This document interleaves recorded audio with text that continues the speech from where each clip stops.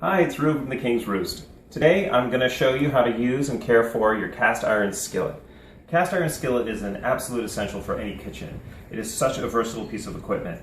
It gives you a near non-stick coating with no chemicals. Aside from using it on the top of the stove, you can also put it in the oven, you can make pizza in it, bake a chicken in it, you can fry bacon and eggs in it. Cast iron skillets are easy to care for, and a well taken care of skillet will pass down from generation to generation. They last forever. So let's talk about seasoning your cast iron skillet. Seasoning is just the process of establishing a layer of oil on your pan that becomes hardened after cooking. So initially you can put a coating of oil, olive oil, any oil you want, and then put it in the oven. And that heating process will bind the oil to the pan, and it creates this hard polymerized layer of oil that essentially acts as a non-stick surface. While cast iron skillets radiate a lot of heat and are great for high temperature cooking and frying and searing, they're not great for even heat distribution. One way to help that is to preheat your skillet either on the stove or in the oven for 10 minutes first.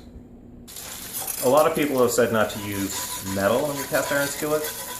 I scrape my skillet and I use metal tongs, I use metal spatulas all the time. I've never had a problem with it, so personally, I don't think it really matters. I think if you've got a well-seasoned pan, a little bit of metal, not gonna hurt it. There's a lot of discussion as far as whether you should cook acidic foods in your pan. Personally, I think acidic foods in a well-seasoned pan wouldn't make a difference, but it is possible if you have bare patches or thin patches in your seasoning that cooking acidic foods for a long period of time, for example simmering a tomato sauce, might cause some of that leaching to happen. So personally, I don't simmer tomato sauce, I don't make tomato sauce in my pan. We also have a designated cast iron skillet for seafood because I find that the smell of seafood lingers in the pan for a while. So we just have a separate pan just for seafood. Okay, so let's talk about cleaning your pan. Most of the time, all you're gonna need to do is just wipe it down with a paper towel and then swab it with a little bit of oil, olive oil, whatnot, with a clean paper towel, just to give it a nice fresh coating for storage and then put it away. If your pan is particularly caked on, you have a couple of options. One is to deglaze your pan, heat it up nice and hot, and then pour in some wine or water, and that will lift off just about anything, and you can scrape whatever's left off and then wipe it down with oil. Another option is to make a paste of salt and oil. So just put a couple spoonfuls of salt in there, a little dash of oil, and just make that paste and wipe that around, and that'll help scrub off anything that's left on your pan. And when you're done with that paste, you just wipe the whole thing off with a paper towel.